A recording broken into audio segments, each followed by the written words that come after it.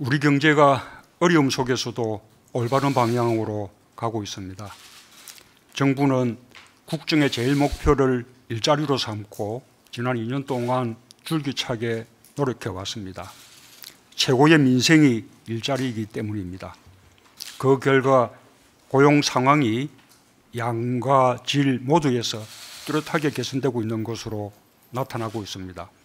지난주 발표한 8월 고용 통계에 따르면 실업자 수가 전년 같은 달 대비 45만 명 이상 증가했습니다. 같은 달 기준으로 통계 작성 이후 역대 최고 고용률을 기록했고 실업률도 역대 최저 수준으로 하락했습니다.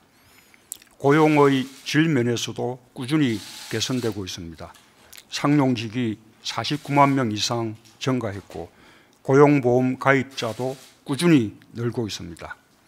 청년 인구 감소에도 불구하고 청년 취업자가 큰 폭으로 늘어나 청년 고용률 역시 2005년 이후 최고치를 기록했습니다. 앞으로 월간 일자리 증가 규모에 변동은 있겠지만 올해 연간 취업자 규모는 작년과 비교해 20만 명 이상 늘어나 당초 목표치 15만 명을 크게 넘길 것으로 전망되고 있습니다. 세계 경제의 불확실성, 확대와 제조업 구조 조정 등 어려운 여건과 환경 속에서 정부의 적극적 일자리 정책과 재정 정책이 만들어낸 소중한 성과라고 판단합니다. 정부는 앞으로도 적극적인 고용 정책을 일관되게 추진해 나가겠습니다. 아울러 내수 활력과 투자 활성화에도 총력을 기울여 민간 일자리 창출에 더욱 힘을 쏟겠습니다.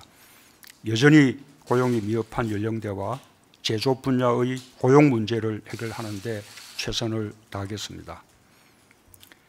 갈수록 확대되는 양극화와 소득 불평등에 대응하기 위해 정부가 중점적으로 추진해온 가계소득을 늘리고 가처분 소득을 증가시키는 정책도 일관성을 가지고 더욱 적극적으로 추진해 나가겠습니다. 최저임금 인상, 기초연금과 아동수당 확대 등의 정책 효과로 근로소득과 이전소득이 늘어 올해 2분기에는 모든 분위의 가계소득이 증가한 것으로 나타났습니다.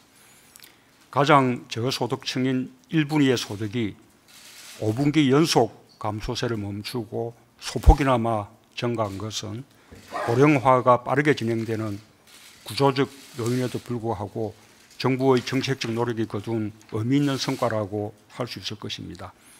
물론 아직도 부족합니다. 1분위의 소득을 더욱 높여 양극화와 소득 불평등의 흐름을 바꾸지 않으면 안 됩니다.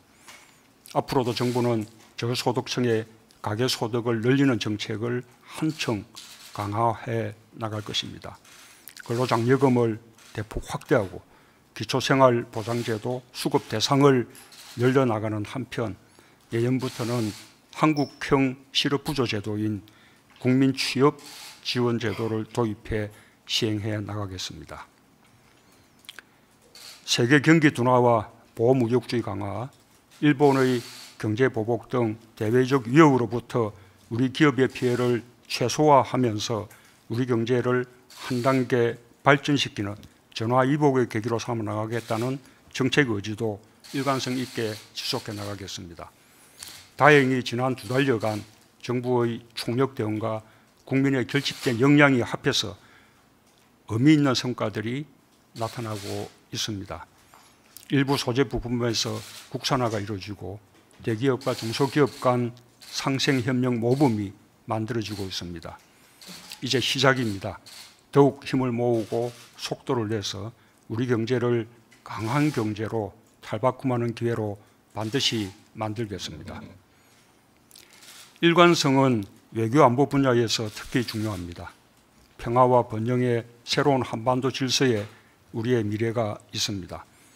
정부는 이를 위해 흔들림 없이 매진해 왔고 뚜렷한 성과를 보이고 있습니다.